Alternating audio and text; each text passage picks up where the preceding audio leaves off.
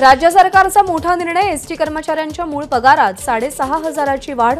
1 April 2020 पासूनची थकबाकी मिळणार, कर्मचाऱ्यांनी संप मागे घेतला। एसटी संघटनांच्या बैठकीमध्ये सदावर्ते आणि श्रीरंग बर्गे यांच्यामध्ये वाद। सदावर्ते आणि बर्गे एकमेकांच्या अंगावर धावून गेले।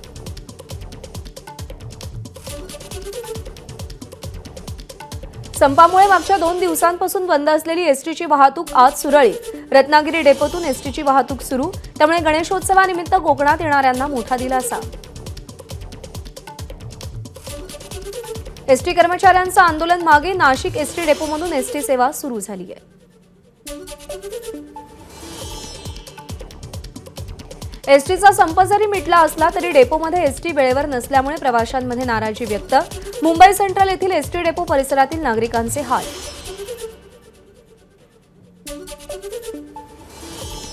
ठाण्यामध्ये अभूतपूर्व वाहतूक कोंडी, मुंबई नाशिक हायवेवर वाहनांच्या लांबच लांब रांगा। ठाण्यातील माजिवड्यापासून घोडबंदर रोडवर जवळपास 7 ते 8 किलोमीटरच्या रांगा। मुंबई गोवा हायवेवर मोठी वाहतूक कोंडी, गणेश भक्त कोकणात निघाल्यानं हायवेवर वाहनांची संख्या वाढली। लोणेरे, इंदापूर, नागोठणे परिसरात वाहनांच्या रांगा। गणेशोत्सवासाठी कोकणात जाणाऱ्या चाकरमान्यांना टोलमाफी। आजपासून 19 सप्टेंबर दरम्यान टोलमाफीचा निर्णय, वाहतूक पोलीस आणि परिवहन विभागाकडून पास मिळणार। दिवा चिपळूण, दिवा मडगाव या कोकणात जाणाऱ्या रेल्वेगाडीमध्ये जागा मिळवण्यासाठी प्रवाशांची कसरत। प्रवाशांनी कारशेडमध्येच रेल्वेगाडीमध्ये बसून जागा अडवली आहे। मोदी एक्सप्रेसमधून कोकणात आलेल्यांचं कणकवलीमध्ये स्वागत। नितेश राणेंनी मुंबईमध्ये या ट्रेनला हिरवा झेंडा दाखवला। गणेशोत्सवानिमित्त ही विशेष ट्रेन सोडण्यात आली होती। वसई विरारमधून कोकणातील गणेश भक्तांसाठी मोफत बस रवाना। मंत्री रवींद्र चव्हाण यांच्या उपस्थितीमध्ये बस रवाना झाली आहे। गणेशोत्सवामुळे आजपासून 18 सप्टेंबरपर्यंत पुण्यातील मध्यवर्ती भागामध्ये जड वाहनांना बंदी। उत्सवात वाहतूक कोंडी टाळण्यासाठी सर्वांनी सहकार्य करावं, वाहतूक पोलिसांचं आवाहन।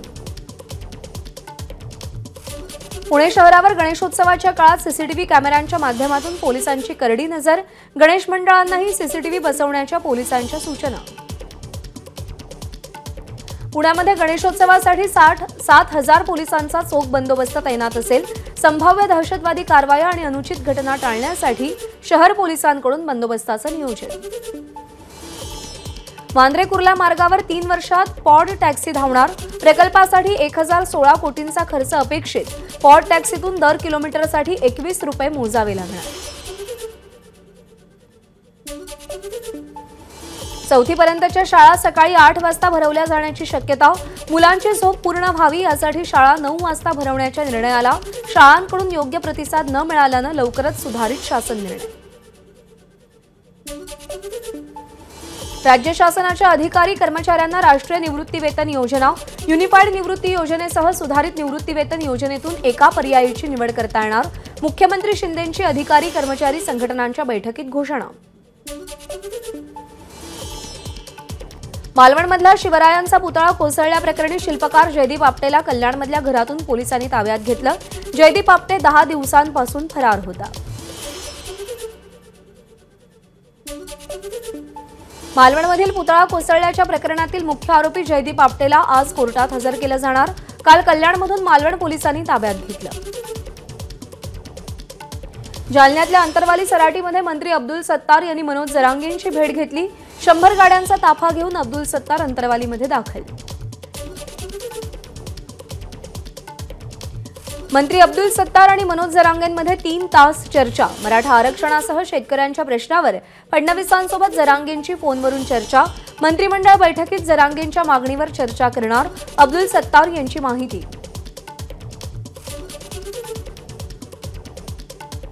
मराठा आंदोलक मनोज जरांगे आजपासून महाराष्ट्रातील विधानसभा निहाय घोंगडी बैठका घेणार।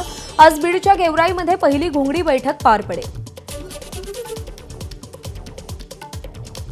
मराठा आरक्षणासंदर्भातील याचिकांवर आज हायकोर्टात सुनावणी। राज्य मागासवर्ग आयोग आज बाजू मांडण्याची शक्यता। राहुल गांधी आज महाराष्ट्र दौऱ्यावर। राहुल गांधी आज नांदेड आणि सांगलीमध्ये जाणार। नांदेडमध्ये दिवंगत खासदार वसंतराव चव्हाण यांच्या कुटुंबियांची भेट घेणार। सांगलीच्या कडेगावात काँग्रेसचे दिवंगत नेते पतंगराव कदम यांच्या पूर्णाकृती पुतळ्याचं राहुल गांधींच्या हस्ते लोकार्पण।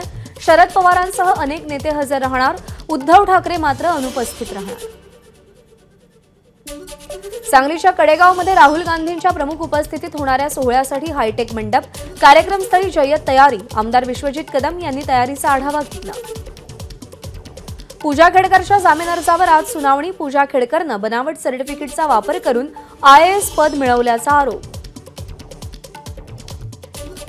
शरद पवार आणि मनसे नेते प्रकाश महाजनांमध्ये कोल्हापूरमध्ये भेट। दोन्ही नेते रात्री एकाच हॉटेलमध्ये राहण्यासाठी असल्यानं भेट झाल्याची माहिती। दोघांमध्ये चर्चा। महाविकास आघाडीमध्ये प्रत्येकालाच मुख्यमंत्री व्हायचंय। शिवसेना खासदार श्रीकांत शिंदेंचा महाविकास आघाडीला टोला। विधानसभा निवडणुकीनंतर राज्यात महाविकास आघाडीचं सरकार येण्याची दाट शक्यता। उद्धव ठाकरे पुन्हा मुख्यमंत्री होऊ शकतात किंवा काँग्रेसचाही मुख्यमंत्री होऊ शकतो। आम्ही मुख्यमंत्री पदाच्या शर्यतीत नाही, सुप्रिया सुळे यांची एबीपी माझाशी बोलताना माहिती। महाविकास आघाडीचा मुख्यमंत्री पदाचा चेहरा हा महाराष्ट्राच्या हिताचा असेल, आदित्य ठाकरेंची प्रतिक्रिया।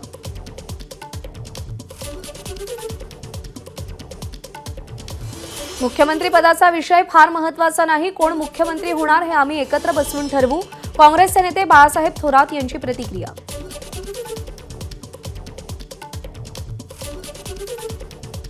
एकनाथ शिंदे पुन्हा मुख्यमंत्री व्हावे यासाठी कोपरीकरांकडून 11 किलो चांदीच्या दागिन्यांचा नवस। राज्याच्या कल्याणासाठी पुन्हा एकदा एकनाथ शिंदेच मुख्यमंत्री अशा आशयाचे बॅनर्सही झळकले। भाजपचे महाराष्ट्र प्रभारी भूपेंद्र यादव आज मुंबईमध्ये विविध आघाड्यांसोबत विधानसभा निवडणुकीच्या पार्श्वभूमीवर चर्चा करणार। 19 सप्टेंबरला पंतप्रधान नरेंद्र मोदी वर्ध्यात केंद्र सरकारच्या विश्वकर्मा योजनेच्या लाभार्थ्यांना कर्ज वितरण आणि धनादेशाचं वाटप। वर्ध्याच्या स्वावलंबी शाळेच्या मैदानावरती कार्यक्रम होणार। नितेश राणेंविरोधात बीडच्या परळी शहर पोलीस ठाण्यामध्ये गुन्हा दाखल। नितेश राणेंनी केलेल्या वादग्रस्त वक्तव्याच्या निषेधार्थ परळी पोलीस ठाण्याबाहेर मुस्लिम बांधवांची घोषणाबाजी। भाजपचे आमदार म्हणजे एक ना धड भाराभर चिंध्या। भाजप आणि शिंदे गटातील आमदारांच्या सत्तेच्या पैशातून आलेली ही मस्ती। भाजपचे आमदार संदीप धुर्वेंच्या गौतमी पाटील सोबतच्या नृत्यावर विजय वडेट्टीवारांची जोरदार टीका।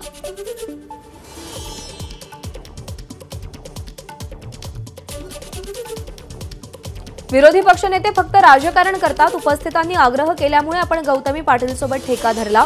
विरोधकांच्या टीकेनंतर भाजपचे आमदार संदीप धुर्वे यांची प्रतिक्रिया। डिसेंबर महिन्यात नवी मुंबई आंतरराष्ट्रीय विमानतळावरून सुखोई टेक ऑफ घेणार। पहिलं विमान म्हणून सुखोई लढाऊ विमान उड्डाण घेणार।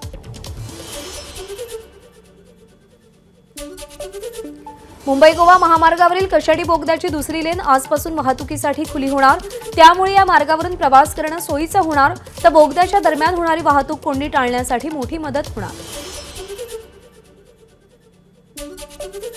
महायुती सरकारचा ड्रीम प्रोजेक्ट असलेल्या शक्तीपीठ महामार्गाला अखेर ब्रेक। शक्तीपीठ महामार्गाच्या भूसंपादनाची अधिसूचना रद्द करण्याचा निर्णय। अधिसूचना रद्द करण्यासाठी मुख्यमंत्र्यांकडे प्रस्ताव।